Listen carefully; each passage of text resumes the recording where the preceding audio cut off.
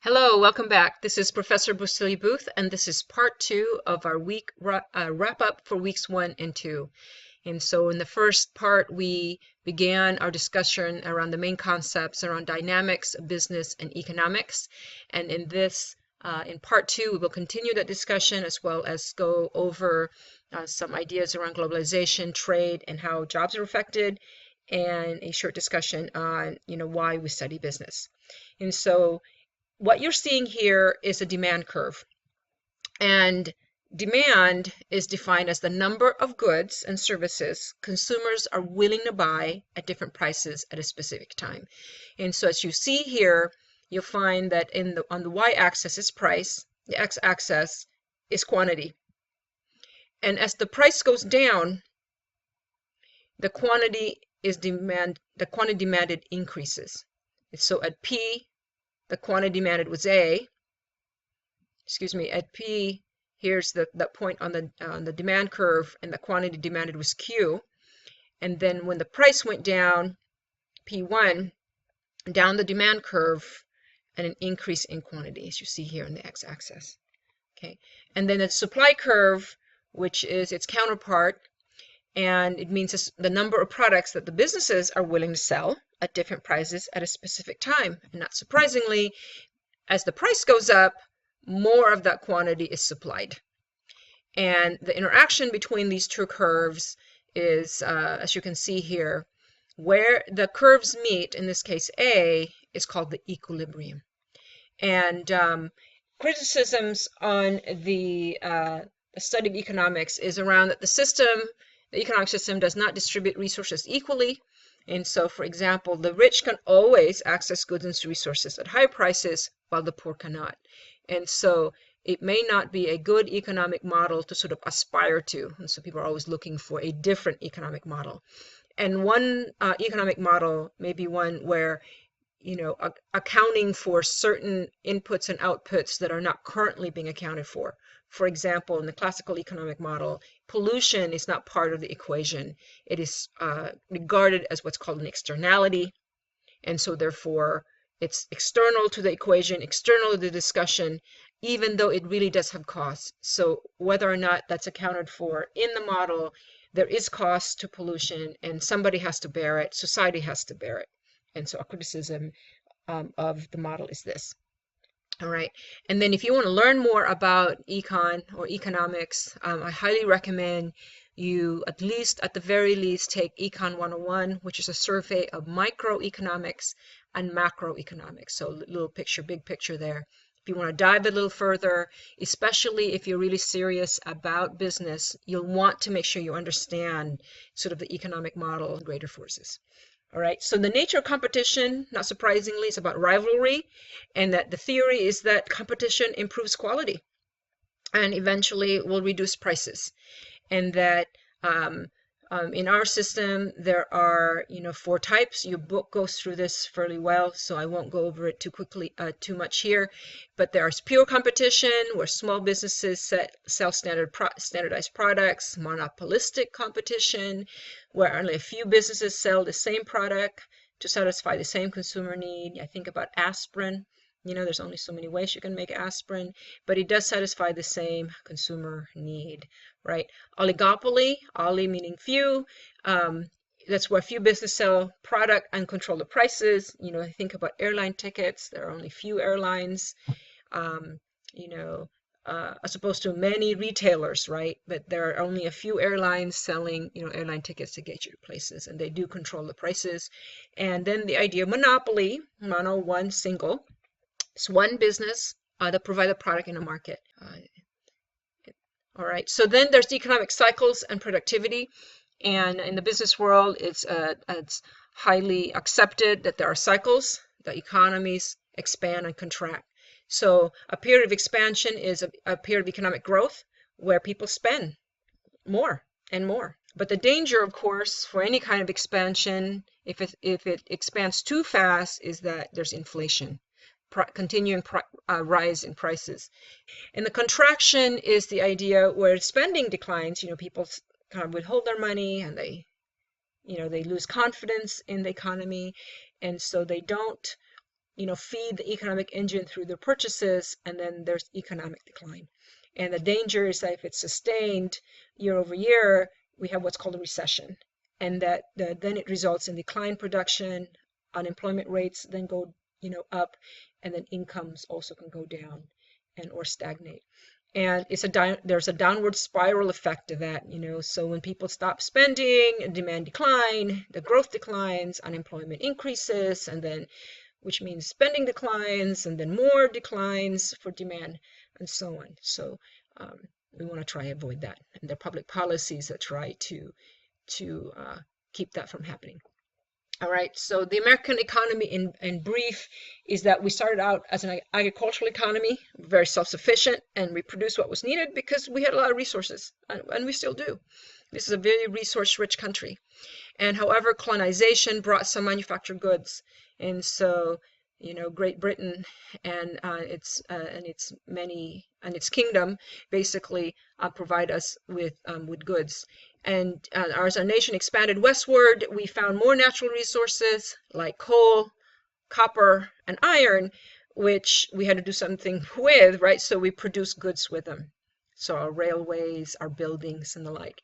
And concurrently what's happening is the Industrial Revolution, which brought about new technologies, and these new technologies brought together the materials, say for example, the copper, the iron, the machines that made the copper and the irons, and the workers who then had to handle the machines and the materials.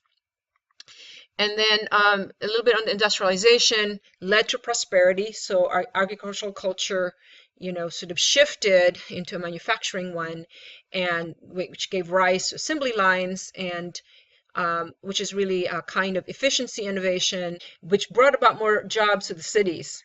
And with more jobs to the cities, there were more people with income, and so they demanded more goods because they had more money to spend.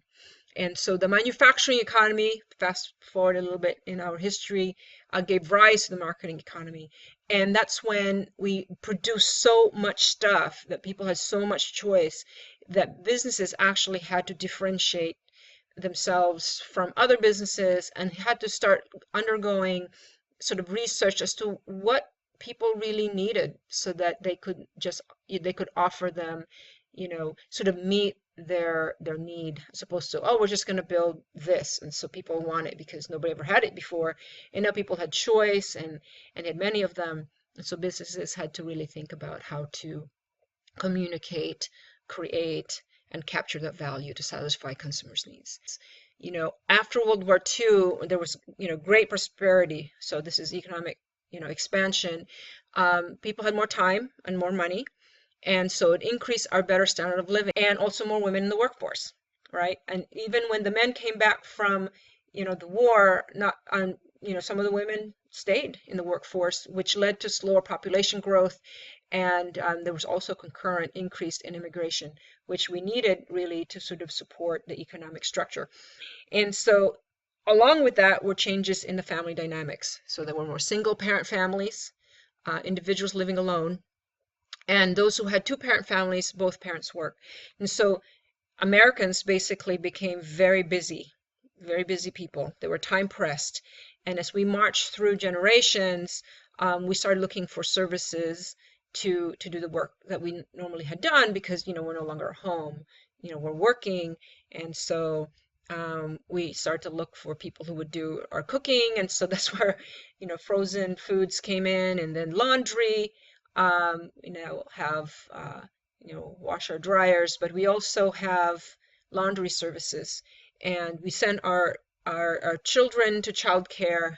And a little fast forward, we now have online education services to manage our own time, because it's really difficult to necessarily go to school during the daytime if you're working. So many of you know what that's like. Okay, so today our demand for services have only increased, not just by individuals but businesses too, and that services account for 80% of the U.S. economy. That's a huge number, 80% of the U.S. economy. And that our services, because it's largely competitive, not just internal to our borders but outside of our borders, internal meaning business to business competition, or even services outside of our borders, So international trade, so for example, because we do trade and services, we're looking for ways to maintain our edge through sustaining and efficiency innovations. I won't have time to talk very much about the difference between these two, but just suffice it to say, sustaining is about creating a better product. Efficiency is about reducing the cost of production. Okay, so that's where automations come in. So innovations today, we would think of them largely from the digitization aspect. So anything that can be sort of programmed and automated is in the digitization age. And we've seen it manifested in e-commerce. Most of us have bought something online, so that's e-commerce. And then there are digital goods and services, intangible and otherwise. For example, most of us walk around with a smartphone. That is a tangible product, but it has intangible services in there. There are apps in there, there are calendars in there. There's, there are ways for us to manage our life in there. Banking is in there. Banking is an intangible service. So that's an innovation from the digital age. All right, so a little bit about automation, robots, and jobs, because we talked about that, and I really enjoyed reading your thoughts about it. So let me just offer a little bit of mine, which is largely many of you have already touched on this. So, but it's good to have a common language and a common understanding as a learning community. And so, one of the reasons that businesses seek automation or robots is because they want to maintain their edge in a competitive field through productivity gains, so doing more with less time, and they gain that from automation and information technologies, and they basically help them retain or enhance the global competitiveness, not just here, because other countries are seeking, the same innovations. Our competitiveness is not limited to our own borders. All right, this is interesting though. In this sort of age of automation, 38% of U.S. jobs are at risk of being replaced by robots, artificial intelligence, also known as AI, over the next 15 years. Only 30, I mean, it's still a large number, but 30, significantly less, of the United Kingdom jobs are similarly endangered, and 21% of Japanese jobs face the same risk. You have to start asking yourself, why the disparity, right? Because the jobs in the US and the UK are around the similar services in key sectors. So what are we talking about? Key sectors. So finance, transportation, education, manufacturing, and food services. What's the difference is the nature of the work done is different. And so let's use financial services as an example to help understand why this might be the case. So 61% of US jobs are at risk of being replaced by robots in the financial services sector, while only half of that, 32% of UK jobs, are similarly endangered. What's the reason? The reason is that the US is focused on domestic retail operations. Think bank tellers in small towns. Okay. In the UK,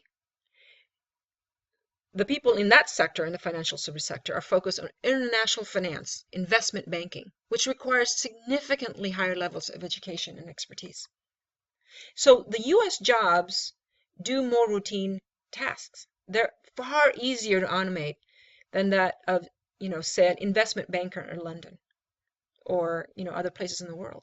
Those are just higher skilled jobs that require higher levels of critical thinking and exercise a higher degree of judgment. Very difficult to automate. Okay. And so there are business implications as well as public policy implications.